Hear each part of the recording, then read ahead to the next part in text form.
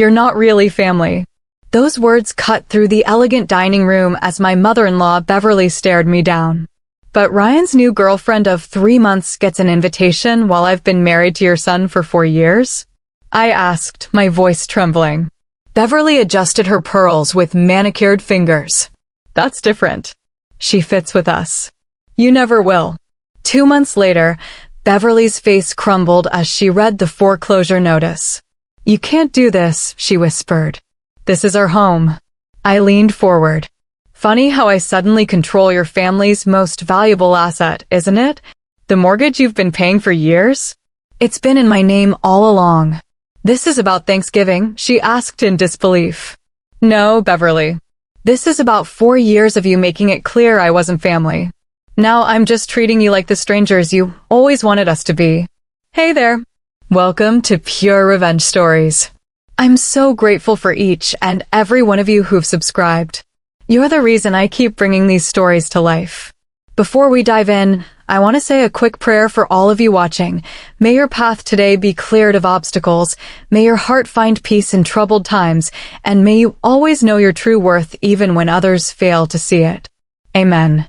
Now, let's get into today's story about a woman who discovered that sometimes the best revenge isn't planned at all.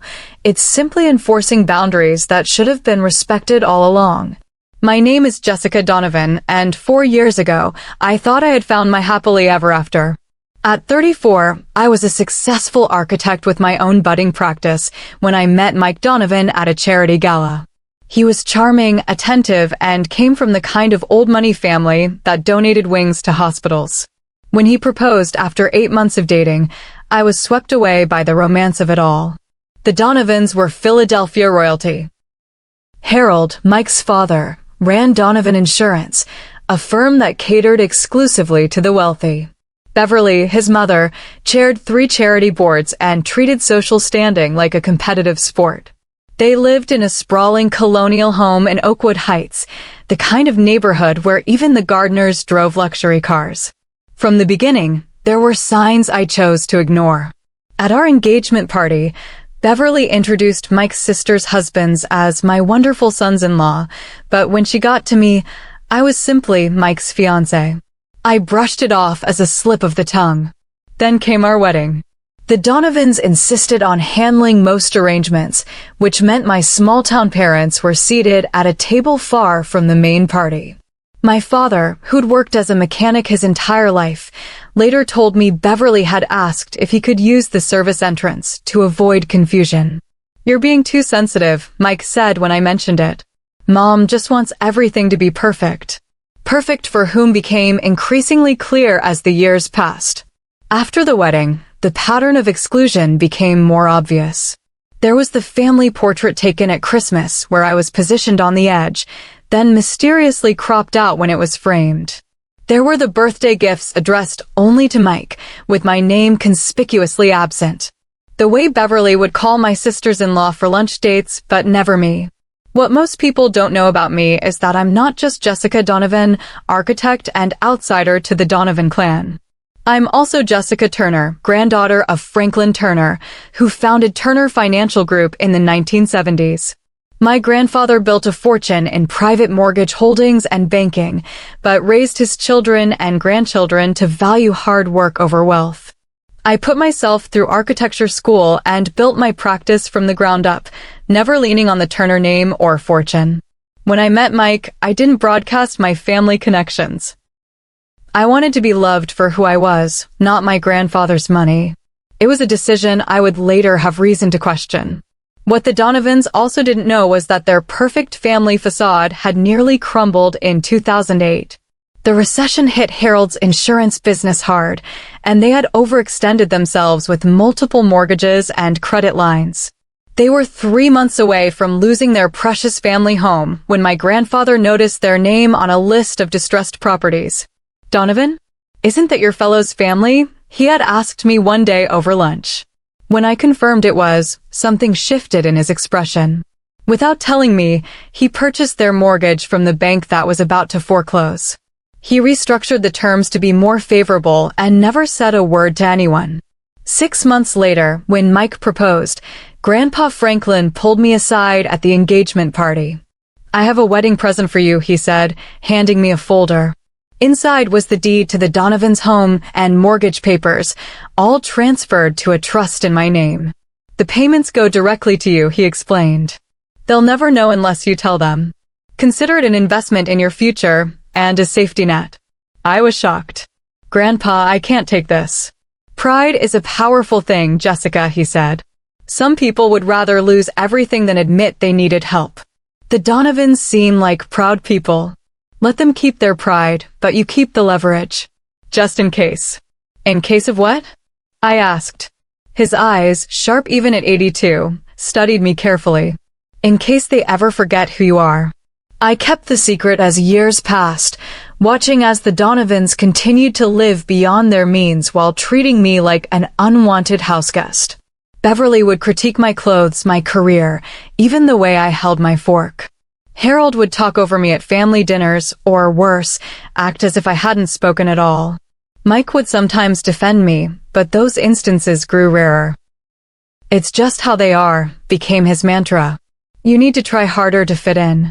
But no matter how hard I tried, remembering their favorite wines, helping design Mike's sister's kitchen renovation for free, always bringing thoughtful gifts, nothing changed. I remained the outsider, the one who didn't quite belong. That tension had been building for years when Beverly's text message arrived, 2 weeks before Thanksgiving. The cracks in our marriage had been widening throughout the fall. Mike was spending more evenings at his parents' house, claiming Harold needed help with business matters. He'd come home smelling of his mother's signature roast beef and Beverly's Chanel No. 5, speaking animatedly about family discussions I hadn't been invited to join. Meanwhile, I was thriving professionally. My architectural firm had just won a bid to design a new public library, beating out several larger competitors. When I shared the news at a family dinner, Harold merely grunted, "Libraries. Is there still money in that?" before turning to praise Mike's recent insurance sales numbers. The week before Beverly's text, Mike and I attended a gallery opening downtown. We ran into the Whitfields, close friends of the Donovans, who seemed surprised to see me. "Jessica, we missed you at the lake house last weekend," Margaret Whitfield said, embracing me warmly. I kept my smile fixed as confusion washed over me. "Lake house?" "The Donovans' annual autumn gathering," her husband clarified. "We've been going for years." Mike jumped in smoothly. "Jessica had that big library project. Couldn't get away." His hand squeezed my waist in silent warning. Later that night, I confronted him. "Why didn't you tell me about the lake house weekend?" "Mom thought it would be boring for you," he replied, loosening his tie. "Just a bunch of their old friends talking about the same old things." "That wasn't your decision to make," I said. "Or Beverly's." He sighed with familiar exasperation. "Can we not turn this into a federal case?" It was just a weekend. Just a weekend. Just a dinner. Just a birthday. Just a holiday. The exclusions had their own rhythm now, a steady beat of rejection I'd grown accustomed to ignoring. 2 days before Beverly's text, I'd received a call from Martin Webb, my grandfather's attorney who now managed many of my affairs since Grandpa Franklin's passing the year before. "Just checking in on the Oakwood Heights property," Martin said. "I noticed the Donovans have been consistently late with payments these past few months." I was surprised. "How late?" 30 to 45 days. "Nothing alarming yet, but it's becoming a pattern. Would you like me to send a reminder notice?" "No," I said quickly. "I'm sure it's just an oversight. I'll handle it." I hadn't mentioned it to Mike. Some protective instinct held me back, the same instinct that had kept me from telling him about the mortgage arrangement all these years. My grandfather's words echoed, "Let them keep their pride, but you keep the leverage." That leverage had remained a secret, filed away both literally and mentally. The mortgage documents stayed locked in my home office safe, alongside my grandfather's letters and the trust paperwork. I checked the payment records occasionally, but had never needed to intervene. Until Beverly's text arrived, "Thanksgiving will be immediate family only this year. We'll see you and Mike at Christmas instead." The family group text that came simultaneously told a different story. Thanksgiving dinner at 4 p.m. Can't wait to have everyone together. When I confronted Mike about the contradiction, his dismissal stung worse than the exclusion itself. You're overreacting, he said, eyes never leaving the football game. Mom probably just wants a smaller gathering. Then why are your sisters and their husbands still invited? Why is your cousin Ryan invited? Jess, can we not do this right now? It's just Thanksgiving. Just Thanksgiving. The holiday centered around family, togetherness, gratitude. The irony wasn't lost on me. Mike, your mother doesn't consider me family after 4 years of marriage, I said, struggling to keep my voice steady. That's ridiculous, he muttered, still watching the game. I held up my phone, showing him both messages side by side. Then explain this. He finally looked, frowning slightly. I didn't get that second text. Because it wasn't meant for you. My chest felt tight. It was meant to make sure I understood my place. Mike ran a hand through his hair, a gesture of frustration I'd grown to recognize. Mom probably thinks you'd be bored with all the family traditions. Traditions I've participated in for 4 Thanksgivings already? You always complain about Beverly's dry turkey anyway, he countered, as if that justified everything. I stood there, watching him retreat to the comfort of the game, the conversation dismissed as easily as I had been from the holiday table. What Mike didn't see was something shifting inside me. A realization that perhaps I'd been wrong to keep so much of myself hidden. Wrong to downplay my success, my family connections, my own worth in the desperate hope of being accepted by people who had decided long ago that I never would be. I walked to my office and closed the door, the sounds of the game muted behind me. For the first time in years, I unlocked the bottom drawer of my desk and pulled out the folder containing the Donovan mortgage documents. I traced my finger over my grandfather's signature, remembering his wisdom, his foresight. In case they ever forget who you are, he had said. The Donovans had never known who I was. Perhaps it was time they learned. I didn't tell Mike what I was considering. I didn't share the growing anger, the hurt calcifying into resolve. Instead, I simply said I'd make my own Thanksgiving plans. If the Donovans wanted immediate family only, I would respect their wishes. And I would begin making plans of my own. Thanksgiving morning dawned clear and cold.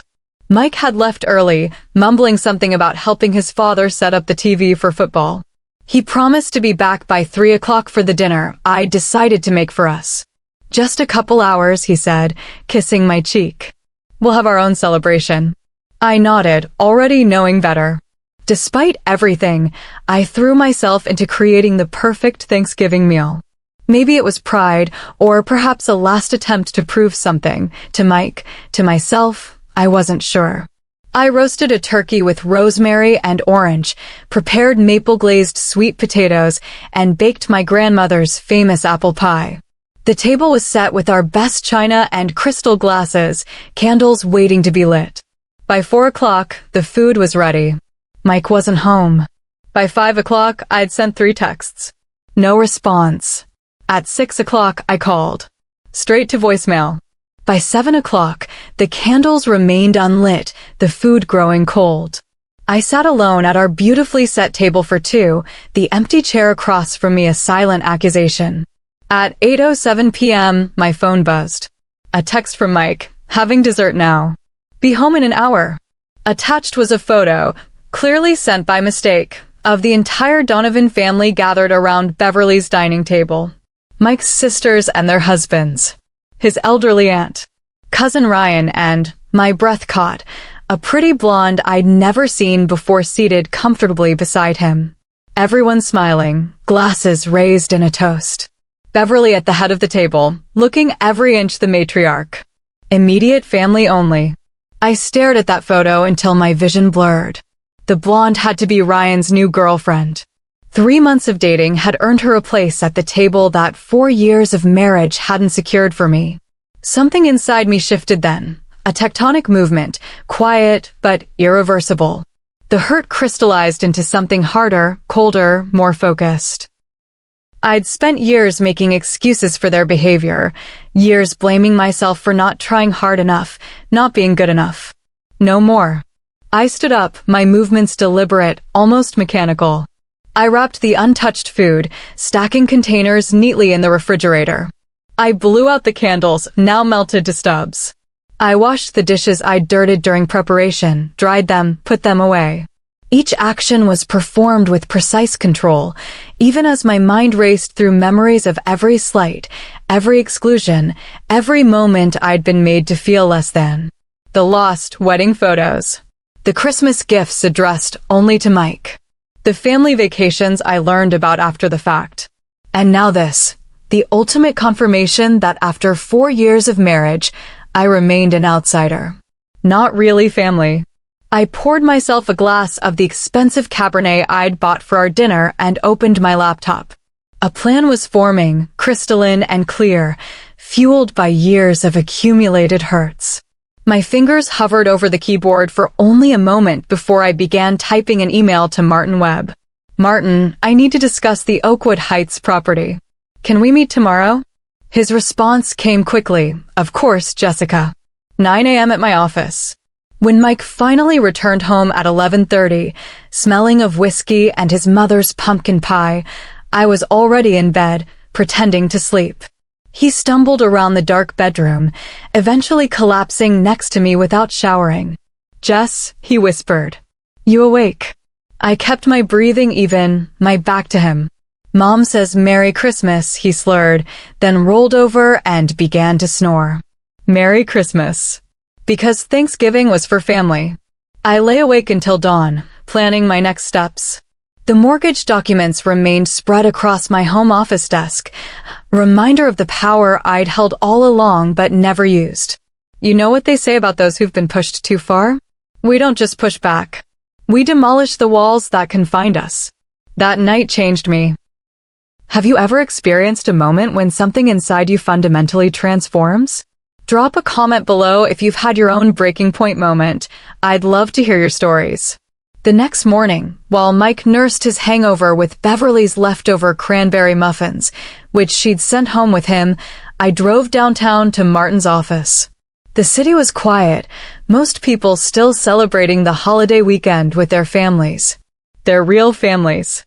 Martin Webb had been my grandfather's attorney for 30 years and had become my trusted advisor after Grandpa's passing. His office occupied the corner of a historic building downtown, views of the city spread out below like a map of possibilities. Jessica, he greeted me, rising from behind his desk. Happy Thanksgiving. Or, well, day after. Is it? I replied, setting my bag down and taking a seat. Happy, I mean. Martin's eyebrows rose slightly as he studied my face. I take it something's wrong. I want to review my options regarding the Donovan mortgage, I said, my voice steadier than I expected. Martin leaned back in his chair. What kind of options are we talking about? All of them. Selling, transferring. I paused. Foreclosure. Martin's expression shifted to concern. Jessica, these are your in-laws we're talking about. I let out a short, bitter laugh. Are they? Because yesterday made it very clear that they don't consider me family. I told him about Thanksgiving, showing him the contradictory text messages and the mistakenly sent photo. As I spoke, Martin's expression shifted from surprise to understanding, to something that looked remarkably like anger on my behalf. I see, he said when I finished. Well, if you're serious about this, there are steps we would need to take. Legal notifications, opportunities for them to catch up on payments. Are they behind on payments? I interrupted. Martin checked his computer. Actually, yes. They're 2 months behind currently. That surprised me. Harold Donovan ran a successful insurance agency. They lived well, took luxurious vacations. The house shouldn't have been a financial strain. I'd like to see all their payment records, I said. And I want to know my options if I decide to call in the loan. Martin nodded, his fingers moving across his keyboard. I'll print everything for you. But Jessica, are you sure you want to go down this road? Once certain wheels are set in motion. I'm not sure of anything yet, I admitted. But I want to know exactly where I stand, and where they stand. As Martin's printer hummed to life, I gazed out at the city spread below us. Somewhere out there, The Donovans were probably enjoying their post-Thanksgiving traditions, shopping, perhaps, or decorating for Christmas, secure in their sense of family belonging. They had no idea what was coming. Martin's office transformed into a war room over the next hour as he walked me through the details of my position as mortgage holder. Legally, the mortgage is yours to manage as you see fit, he explained, spreading documents across his desk. Your grandfather made sure of that. You can sell it to another lender, continue holding it as is, or, he paused, adjusting his reading glasses, initiate foreclosure proceedings if they remain delinquent. The word foreclosure hung in the air between us. It seemed both extreme and oddly fitting, a perfect response to being foreclosed from their family. How behind are they exactly? I asked. Martin consulted the payment records. They've been consistently late for the past year, usually paying just before the late fee deadline. But they're currently 62 days past due on their October payment, and November's payment is now 2 weeks late as well. I frowned. That doesn't make sense. Harold's business is doing well. They just renovated their kitchen last spring. Would you like me to pull their credit report? As the lender, you have the right to monitor their creditworthiness. Do it, I said, a strange calm settling over me. I want to see everything. While Martin worked, I examined the payment history more closely. The pattern was clear. The Donovans had been pushing the boundaries of their payment terms for years, always paying just before consequences would kick in. They'd refinanced twice, each time pulling out substantial equity, despite my grandfather's warnings that this would extend their debt. Martin handed me a printed credit report. This might explain a few things. The report painted a troubling picture. Despite Harold's apparently successful business, the Donovans were leveraged to the hilt. Multiple credit cards near their limits. A boat loan. A mortgage on a vacation property in Florida. Personal loans with high interest rates. They're living beyond their means, I murmured. Substantially, Martin agreed. And they've been using their home equity as an ATM. I thought about all the times Beverly had made snide comments about my modest career, how Harold had dismissed my architecture firm as a cute little business. All while they were drowning in debt, using their home, the home my grandfather had saved for them, to fund their lifestyle of apparent prosperity. There's more, Martin said, his voice grave as he handed me a folder. Your grandfather had a private investigator look into some aspects of their finances years ago. I didn't know about this until after his death. Inside was a report dated 3 years earlier, around the time of my wedding. It detailed how Harold's insurance company had been investigated for fraudulent practices, inflating claims, charging premiums for non-existent services. The investigation had been settled quietly, with Harold paying substantial fines that had never been made public. Is this why they nearly lost their house in 2008? I asked. Martin nodded. Your grandfather suspected financial impropriety, but never shared his concerns with you. He wanted you to form your own opinions about your in-laws. I stared at the documents, a sick feeling growing in my stomach. So their financial problems weren't just bad luck during the recession. They were the consequences of Harold's actions. It appears so. My phone buzzed with a text from Mike, heading to Dad's to watch the game. Don't wait up. Not even asking if I had plans. Not acknowledging yesterday's abandonment. Just informing me of his next absence. There's one more thing, Martin said hesitantly. Your grandfather had access to some of Harold's email accounts through the settlement agreement.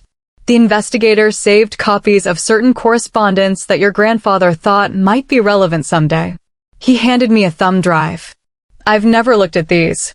They were in a sealed envelope with instructions to give them to you if you ever came asking about the Donovan mortgage.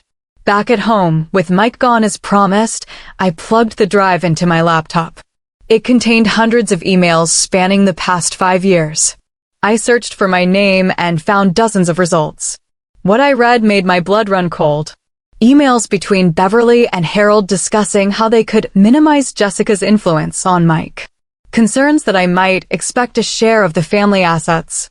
Strategies for keeping me at arm's length from family decisions. One email from Beverly to Harold, dated just after our engagement, read, "We need to keep control of Mike's finances. This girl comes from nothing. She'll want access to everything if we're not careful. If she only knew." Another, from last Christmas, "I've made sure Jessica's gifts are separate from Mike's. We can't establish a pattern of treating them as a unit." But the most painful was one from Beverly to both Harold and Mike, sent just 3 months ago. "She'll never be one of us. We need to make sure Mike understands that before they have children." And Mike had responded, "I know, Mom. I'm handling it." Handling me. Like a problem to be managed. The betrayal cut deep, not just from my in-laws, but from Mike, who had clearly been part of these conversations yet continued to gaslight me about my place in the family. I read every email, each one stoking the cold fire growing inside me. By the time I finished, my decision was made. I called Martin. "I want to initiate foreclosure proceedings," I said without preamble. "Jessica," Martin's voice was cautious. "This is a significant step. Once we file the notice." "They've violated the terms of the mortgage," I interrupted. "They're consistently late with payments. They've misrepresented their financial situation. And now I've discovered they've been actively working to undermine my marriage." "The emails?" "Yes." My voice was steady. "Did you know about their contents?" Martin sighed. "Your grandfather indicated they weren't flattering, but no, I didn't know specifics." "Jessica, are you sure revenge is the right move here?" "This isn't about revenge," I said, though we both knew that wasn't entirely true. "It's about consequences. They've been living a lie, Martin. Using my family's money while treating me like garbage. And my husband has been complicit." The silence stretched between us. "What are my next steps?" I finally asked. "We file a notice of default," Martin explained. "They'll have 30 days to bring the payments current. If they fail to do so, we can accelerate the loan, demanding payment in full. Given their financial situation, they won't be able to pay or refinance elsewhere. At that point, we can file for foreclosure." I took a deep breath. "Do it." "There will be questions," Martin warned. "They'll want to know who holds their mortgage." "Let them wonder," I said. "For now." As I hung up, I felt strangely calm. For years, I'd been trying to earn a place at their table. Now I realized I'd owned the table all along. The power I suddenly held should have felt satisfying. Instead, it highlighted how much I diminished myself, hiding my true identity and capabilities to make space for their egos. No more. It was time the Donovans learned exactly who they'd been excluding from their precious family circle. The question was, how would Mike react when he discovered his wife held the keys to his parents' kingdom? And was our marriage even worth saving after discovering his betrayal? Over the next week, I dove deeper into the Donovans' financial history. Each discovery felt like peeling back another layer of deception that had been operating right under my nose. The mortgage records told a disturbing story. Harold and Beverly had refinanced 3 times in the past decade, each time pulling out substantial equity. The first refinance came shortly after their near foreclosure in 2008, when my grandfather had rescued them. Within 6 months of that salvation, they'd borrowed against the house again. I cross-referenced the dates with family events I remembered. The first equity withdrawal coincided with Beverly's lavish 60th birthday party, a weekend-long affair at a coastal resort that must have cost a fortune. The second came right before they purchased their boat, the pretentiously named Donovan Legacy. The third had funded renovations to their vacation home in Florida. All while they'd been systematically late with mortgage payments. All while they treated me as if I were beneath them. Martin helped me gain access to their loan applications. On each one, Harold had inflated his income, claiming the insurance business was thriving when, according to my grandfather's investigator, it had been struggling for years. "They've been maintaining appearances," Martin explained during one of our daily check-ins.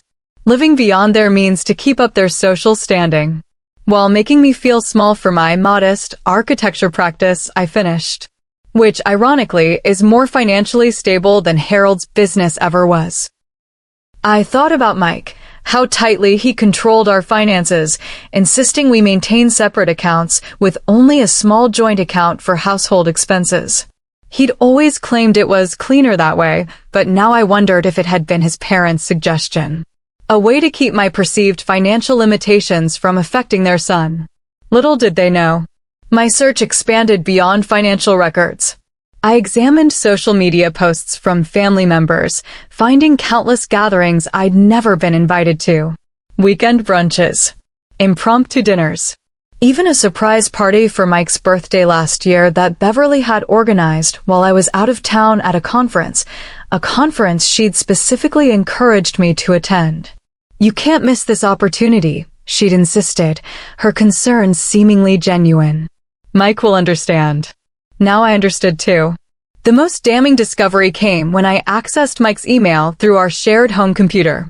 He'd left himself logged in, and I found hundreds of messages between him and his mother, discussing me as if I were a problem to solve rather than his wife. Jessica seems determined to redecorate the living room, he'd written 3 months ago. I've stalled her for now. Beverly's response, good. Maintain control of your space. Remember what Dad always says, give an inch, they take a mile. As if I were some invasive species rather than his chosen life partner. Another exchange discussed my desire to start a family. Mom, Jessica's bringing up children again, Mike had written last spring. Stall her, Beverly replied. Once there are kids, she'll have claims on everything. We need to secure your position first. Secure his position. Against me. His wife. I found emails about family events I'd been told were canceled that had happened without me. Discussions about which of my suggestions to ignore. Critiques of my clothes, my career, my background. But the most painful discovery was an email chain from just before Thanksgiving, where Beverly had laid out her plan. If we tell her it's family only, then invite everyone else, she'll finally understand she doesn't belong, Beverly had written. Mike needs to see her true colors when she reacts. It's the only way he'll accept what we've been saying all along. And Mike had responded, I'm in. Just tell me what to do. A trap. The entire Thanksgiving exclusion had been a deliberate trap to provoke me into looking unreasonable. To give Mike an excuse to pull further away. I sat back, the air leaving my lungs in a rush. The betrayal was total. Complete. My husband of 4 years had conspired with his mother to humiliate me, to break me down, to push me out. Did he want a divorce? Was that the endgame? Or just a wife who was so beaten down she'd accept any treatment, any exclusion, without complaint? I called Martin again.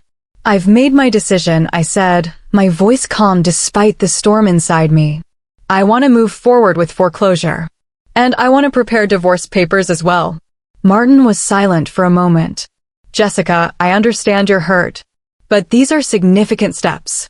They planned it, Martin, I said, explaining what I'd discovered. They deliberately excluded me from Thanksgiving as a test, to see how much emotional abuse I would tolerate. That's cruel, he finally said. But are you sure foreclosure is the right response? Once this moves forward, they've spent years making me feel small while living off my family's generosity, I interrupted. They've used the house my grandfather saved for them as a piggy bank to fund their lifestyle. And my husband has been part of it all along. Yes, I'm sure. Another pause. All right. I'll prepare the paperwork.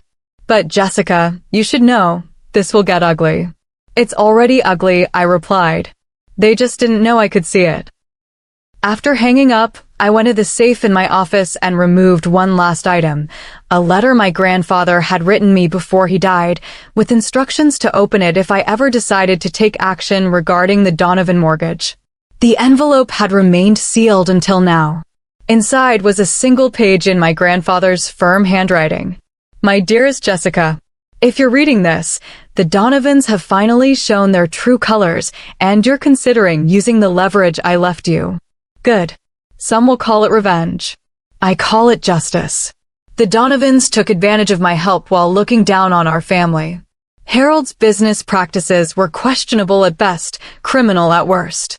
I kept silent for your sake, hoping they would prove me wrong. Clearly, they haven't. Remember this. Kindness should never be mistaken for weakness. You've been kind. Now it's time to be strong. Whatever you decide, know that I'm proud of you. Not for the action itself, but for having the courage to stand up for your worth. All my love, Grandpa. Tears slid down my cheeks as I read his words. He'd known all along what kind of people the Donovans were. He'd prepared me for this moment, armed me for this battle, while hoping I'd never need to fight it.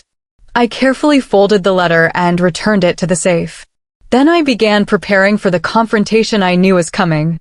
Hey everyone, do you have someone in your life who saw your worth even when you couldn't see it yourself? Hit that like button if you've ever had a mentor or family member who prepared you for challenges they hoped you'd never face. 2 nights later, Mike came home late again, reeking of whiskey and his mother's perfume. I was waiting in the kitchen, calm and collected in a way that immediately put him on alert.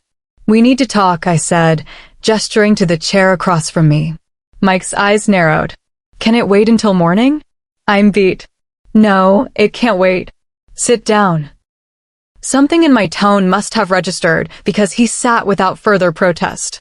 What's this about? He asked warily. You've been pulling away for months, I began, my voice steady. What's going on? Is there someone else? Mike's laugh was cold. Someone else? No, Jessica. There's no one else. Then why are you never home? Why do you take your mother's calls in another room? Why did you go to Thanksgiving without me? He slammed his hand on the counter. Because you make everything so difficult. My family is important to me, and you're always finding reasons to be offended by them. Your family has never accepted me, I said quietly. Maybe if you tried harder. I've tried for 4 years. My composure finally broke. I've brought gifts, remembered birthdays, offered to host holidays. I redesigned your sister's kitchen for free. I've bent over backward trying to be part of this family, and I'm still Mike's wife instead of Jessica. You want the truth? Mike's voice dropped dangerously. My mother was right about you all along. You don't fit with us. You never did. The words hung between us, impossible to take back. How long have you felt this way? I asked. Mike looked away. I don't know. A while. Since before Thanksgiving? Before our anniversary in September? Before our vacation in July when you told me you couldn't imagine life without me? He didn't answer. I switched tactics. Your parents are 2 months behind on their mortgage payments. Did you know that? Mike looked confused by the sudden shift. What? No, that's impossible. Dad's business is doing great. Is it? Because they're on the verge of foreclosure. How would you know that? I took a deep breath. Because I hold their mortgage. Mike stared at me. What are you talking about? When we got engaged, my grandfather gave us a wedding present. He purchased your parents' mortgage after they nearly lost their house in 2008. He transferred it to a trust in my name.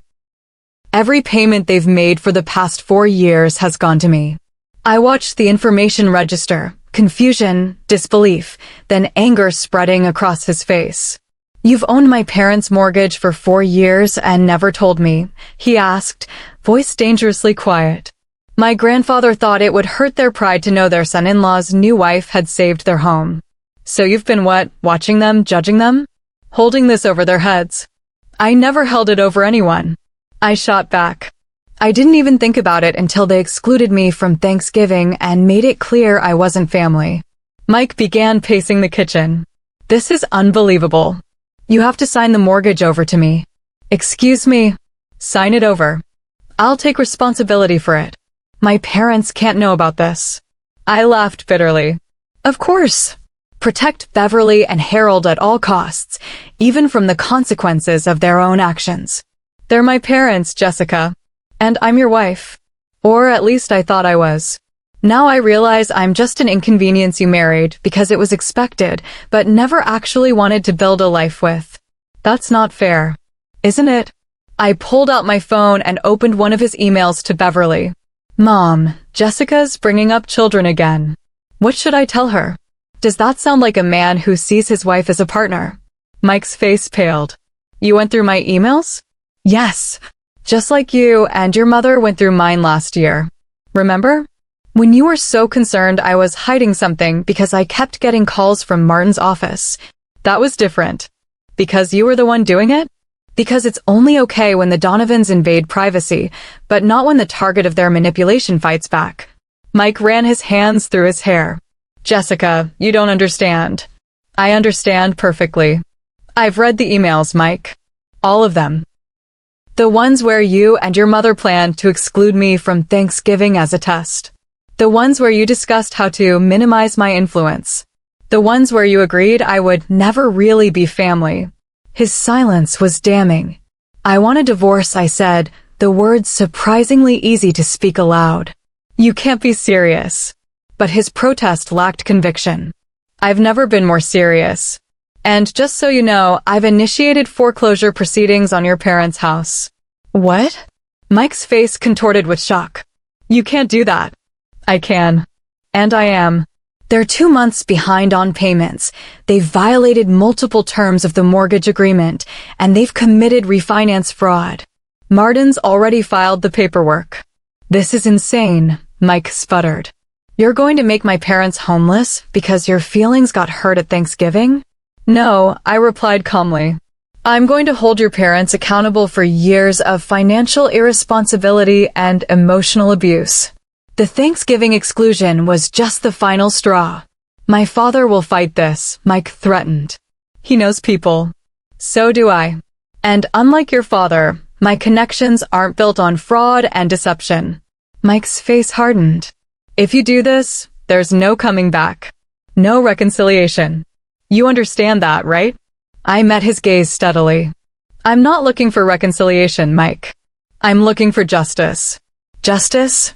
He laughed bitterly. This is revenge, plain and simple. Call it whatever you want.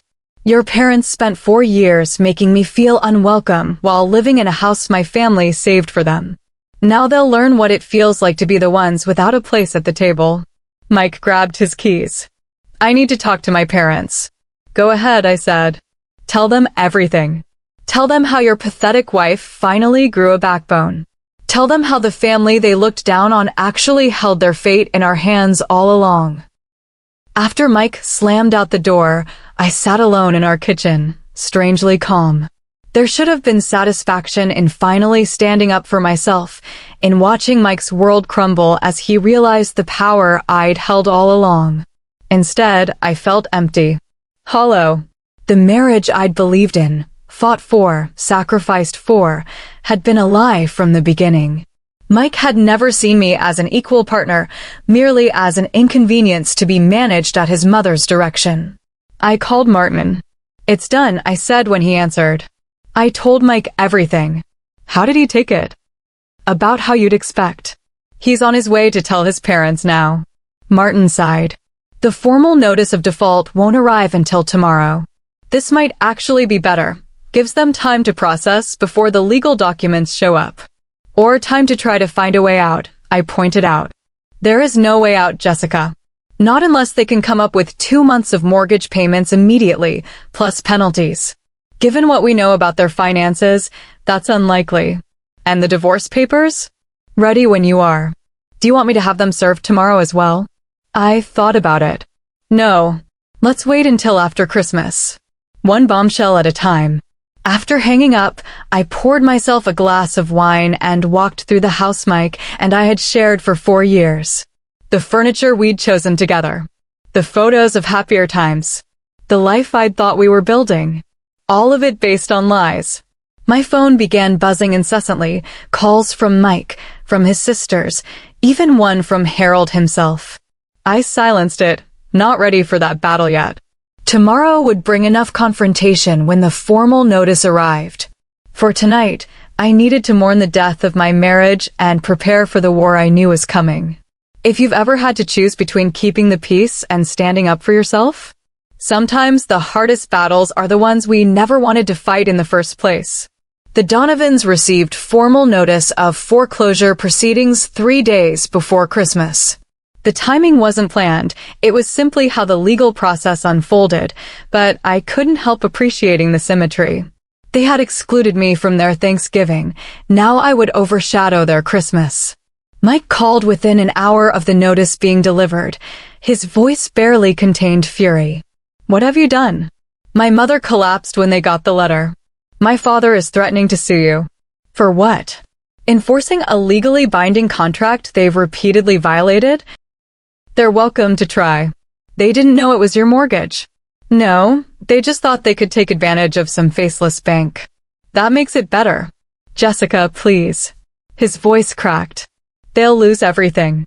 Not everything, I corrected. Just the house they leveraged to buy boats and vacation homes while treating me like garbage. They'll survive, Mike. People do. I hung up, my hands shaking despite my calm words. Martin had warned me this would be difficult. They won't go down without a fight, he'd cautioned. Prepare yourself for ugliness. The ugliness began that afternoon with a barrage of texts and calls from Mike's sisters, both horrified that their parents' home was in jeopardy. Neither mentioned how they'd participated in my exclusion over the years, how they'd sat silent while their mother chipped away at my dignity. Then came the family friends, the Whitfields, the Petersons, others from the Donovan social circle, each message carefully worded to sound concerned while carrying unmistakable judgment. We're so worried about Beverly and Harold. Surely there's been some misunderstanding. No misunderstanding. Just consequences. I was reviewing the final divorce papers Martin had prepared when my doorbell rang the next day. I wasn't expecting anyone, and Mike had moved to his parents' house, the house I now technically owned. Through the peephole, I saw Beverly Donovan standing on my porch. A first in our 4-year marriage. She looked older, smaller somehow, without her usual imperious posture. Her perfect makeup couldn't hide the dark circles under her eyes, the strain around her mouth. I opened the door but didn't invite her in. May I come in? She asked stiffly. I stepped aside, letting her enter the home I would soon be leaving, another casualty of the divorce Mike had readily agreed to. I assume you're here about the mortgage, I said, not offering her a seat. How long have you been planning this? She asked, her voice tight with controlled fury. Was this your goal all along? To humiliate us? I wasn't planning anything until I saw that Thanksgiving photo, I replied honestly. Everyone gathered around your table, even Ryan's girlfriend of 3 months, while I sat alone at mine. That's when I realized what not really family truly meant to you. This is about a dinner invitation? Beverly's laugh was incredulous. You're destroying our home over a dinner? No, Beverly. I'm enforcing a contract you repeatedly violated. The dinner was just when I stopped pretending you would ever accept me. We welcomed you. You tolerated me, I corrected. And barely that. I've seen the emails, Beverly. I know exactly what you think of me, what you've always thought. Her face paled. What emails? The ones where you discuss how to minimize my influence on Mike. Where you worry I might expect a share of family assets. Where you say I'll never be one of you. Beverly sank onto the couch, her composure finally breaking. Harold's business has been struggling, she whispered. The second mortgage, the refinancing, it was all to keep appearances up. To make sure no one knew we were drowning. And you couldn't swallow your pride long enough to treat your son's wife with basic respect? To include me in family gatherings? To let me help? She looked at me, really looked at me, perhaps for the first time. What do you want, Jessica? Money? We don't have it. The house? Take it. Just tell me what will make this stop. I considered her question carefully. What did I want? Revenge had seemed so clear 2 weeks ago. Now, facing this diminished woman, I wasn't sure. I want you to understand what you've lost, I said finally. Not the house. A daughter-in-law who would have done anything to be part of your family. Who would have helped you through financial troubles without judgment. Who loved your son enough to overlook years of small cruelties because she believed eventually she'd prove herself worthy. Beverly's eyes filled with tears. And now? Now it's too late, I said simply. The foreclosure proceeds. The divorce is being filed. You and Harold will need to find somewhere else to live by February. And that's your revenge? Making us homeless? No, I shook my head. My revenge is walking away knowing I tried my best while you didn't try at all. The foreclosure is just business. After Beverly left, I stood in the quiet house, feeling hollowed out. Revenge hadn't brought the satisfaction I'd expected, but it had brought clarity. I wasn't the problem. I never had been. The days before Christmas passed in a blur of legal filings and desperate attempts by the Donovans to stop the foreclosure. Harold hired an expensive attorney who tried to claim the mortgage transfer to me had been fraudulent. Martin easily dismantled that argument with the meticulous paperwork my grandfather had prepared. Mike attempted a different approach, showing up at my door late one night, clearly drunk. "We can fix this," he slurred, swaying slightly. "I'll leave them. Move back home. We can start over." "There's nothing to fix," I said, blocking his entry. "You chose your side long ago, Mike." I made a mistake.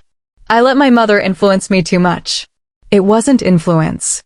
It was conspiracy. You were an active participant in trying to break me down, in pushing me out. "I love you," he tried, reaching for my hand. I stepped back. "No, you don't. You never did. You loved the idea of me, the compliant wife who would accept scraps of affection and call it a feast." His face hardened. "You'll regret this. My father still has connections." So the real Mike emerges again, I noted. Threats instead of apologies. This is who you've always been, isn't it? I just refuse to see it. I closed the door on his angry protests. Christmas Day, I received a formal letter from Harold's attorney offering to settle the mortgage debt if I would transfer ownership to Mike. The letter cited family obligations and moral considerations as if I were the one who had behaved unethically. I forwarded it to Martin with a single word, "No." The Donovans' attempts grew more desperate as January arrived and the foreclosure process continued. They tried appealing to mutual friends, to my parents, even to former colleagues. Each time, their message was the same. I was being unreasonable, vindictive, cruel. "Let them talk," Martin advised. "The facts are on our side." The facts were indeed on our side when we finally appeared before a judge in mid-January. Harold and Beverly arrived with their attorney, both looking grim. Mike sat behind them, refusing to meet my eyes. The judge, a no-nonsense woman in her 60s, reviewed the documentation Martin presented, the payment history, the refinancing records, the evidence of financial misrepresentation. "Mr. Donovan," she addressed Harold directly, "your attorney has argued that Mrs. Donovan's actions constitute undue hardship and vindictive intent. However, the evidence shows consistent violation of the mortgage terms over several years. What's your response to that?" Harold shifted uncomfortably. "Your Honor, we weren't aware the mortgage had been transferred to our daughter-in-law. We believed we were dealing with a standard bank." "And that makes your late payments and equity misuse acceptable?" the judge asked. "No, but—" "The identity of the mortgage holder doesn't change the terms you agreed to," she continued. "Based on the documentation presented, I'm denying your motion to stop the foreclosure proceedings. You have 30 days to vacate the property unless you can bring the loan current, including all penalties and fees." The amount was well over $50,000, money the Donovans simply didn't have. Beverly began to sob quietly. Harold's face turned ashen. Mike stared straight ahead, jaw clenched. Outside the courthouse, reporters waited. Somehow the story of a daughter-in-law foreclosing on her in-law's home had leaked to the local press. "Mrs. Donovan," one called out, "do you have any comment on the judge's decision?" I paused, considering my words carefully. Family should mean acceptance, respect, and honesty. When those values are missing, it's not really family at all. It's just people related by circumstance. As Martin guided me to his car, I heard Beverly's voice behind me. "We made a mistake," she called out. "Is this really how you want it to end?" I turned back. "You decided how this would end years ago, Beverly. I'm just finally accepting your decision." The headlines the next day ranged from sympathetic, family feud turns financial, in-laws home at stake, to judgmental, revenge served cold, daughter-in-law takes house after holiday snub. I didn't care. For the first time in 4 years, I felt free. Everyone watching, have you ever had to make a difficult decision that others judged without knowing the full story? Drop a comment below. I'd love to hear how you handled it. In February, as the Donovans moved out of their home of 30 years into a modest rental, I closed on a new condo downtown. The divorce was finalized with surprising speed, Mike offering no contest to any of my terms once he realized the extent of what I knew about his family's finances and his own betrayal. The house I had foreclosed on sold at auction, returning the investment my grandfather had made and then some. I stood at the back of the auction room, watching as the home that had been the site of so many painful memories sold to a young family with 3 children. There was a certain poetry to it. New beginnings emerging from endings. What will you do with the proceeds? Martin asked as we left the auction. I had given this considerable thought. Half goes to establish a family counseling center specializing in blended family dynamics, I decided. The Donovan Family Healing Center. Martin's eyebrows rose. Using their name? That's pointed. It's my final irony, I admitted. My last active connection to the family that never wanted me. And the other half? Seed money for my new architectural firm. I'm going to focus on affordable housing projects, creating homes for people who understand that family has nothing to do with blood and everything to do with acceptance. In the months that followed, I rebuilt my life piece by piece. My architecture practice flourished, winning awards for innovative community housing designs. The counseling center opened, providing support for families struggling with integration issues, stepchildren, in-laws, adopted siblings. I found a strange healing in funding work that might prevent others from experiencing what I had endured.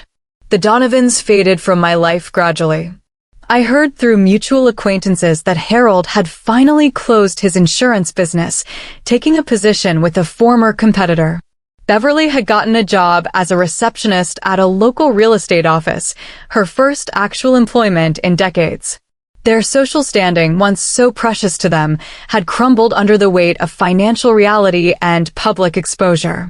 Mike moved to Chicago, starting over with a clean slate and, presumably, a valuable lesson about the consequences of betrayal. I didn't feel the satisfaction I'd expected. There was no joy in their downfall, no vindication in their struggles. Only a quiet acknowledgement that actions have consequences, that the facades we maintain eventually crumble if not built on truth. 1 year later, I received a letter. No return address, but I recognized Beverly's handwriting immediately. Inside was a check for a substantial amount, not the full value of the house, but significant, and a brief note. Jessica, Harold's business recovered somewhat through his new position. This doesn't change what happened, but it feels right to return what we can. You were family. We were wrong. I'm sorry it took losing everything to see that. Beverly. I looked at the check for a long moment, then placed it and the note in a folder marked Donovan. I didn't need their money anymore. But the acknowledgement? That felt like its own form of justice. The healing didn't come from revenge or even from the vindication of being right all along. It came from finally valuing myself enough to walk away from people who didn't appreciate me, from building a new life focused on creating rather than destroying. 3 years after that fateful Thanksgiving, I stood at the opening of a new housing development my firm had designed, affordable homes for first-time buyers, built with care and attention to community spaces that encouraged connection. You've created something beautiful here, a voice said behind me. I turned to find a tall man with kind eyes examining the architectural plans displayed at the entrance. Thank you, I replied. That was the goal. Beauty that's accessible to everyone, not just the wealthy. Jessica Turner, right? The architect, he asked, extending his hand. I'm Daniel Foster. I'm heading the community outreach program that's partnering with your development. Something about his genuine smile, the way he looked directly at me rather than through me, caught my attention. Nice to meet you, Daniel. I'd love to hear more about your program. That conversation led to dinner, which led to more conversations, more dinners. Daniel had none of the pretension that had characterized my relationship with Mike. He was straightforward, honest, proud of his work, but never arrogant. When he introduced me to his family, a warm, blended group of step-siblings, half-siblings, and in-laws, they welcomed me with genuine interest rather than calculated assessment. You seem surprised they liked you, Daniel noted after our first dinner with his parents. I'm used to being the outsider, I admitted, telling him some of my history with the Donovans. Their loss, he said simply. Anyone who can't see your worth isn't worth your time. Those words, so similar to my grandfather's wisdom, struck a chord. Sometimes the family we choose proves more valuable than the family we marry into. I never cashed Beverly's check. Some debts can't be repaid with money. But I did eventually respond to her note with a brief message of my own. Beverly, thank you for the acknowledgement. It matters more than the money ever could. I hope you and Harold find peace in your new life, just as I have in mine. Jessica. Because ultimately, revenge wasn't what I needed. What I needed was to be seen, truly seen, for who I was. The Donovans had failed at that for 4 years. The irony was that they finally saw me clearly only after I was gone. Sometimes that's how it works. People only recognize what they had when it's beyond their reach. The Donovans lost their house, their social standing, their facade of perfection. I lost an illusion, the false belief that I could earn love from people determined not to give it. In the end, we both learned the same lesson. Family isn't defined by legal documents or shared names. It's defined by respect, acceptance, and unconditional belonging. The Donovans never understood that, not until it was too late. But I understood it now. And that understanding was worth more than any house, any revenge, any vindication. Sometimes the best revenge isn't destruction. Sometimes it's simply becoming everything they said you couldn't be, successful, respected, and most importantly, happy, while they're left wondering what might have been if they'd only seen your value while you were still in their lives. If this story resonated with you, please hit subscribe for more tales of justice, redemption, and finding your true worth. Remember, you never need to dim your light to make others comfortable with their darkness. Thank you for listening, and I'll see you in the next video.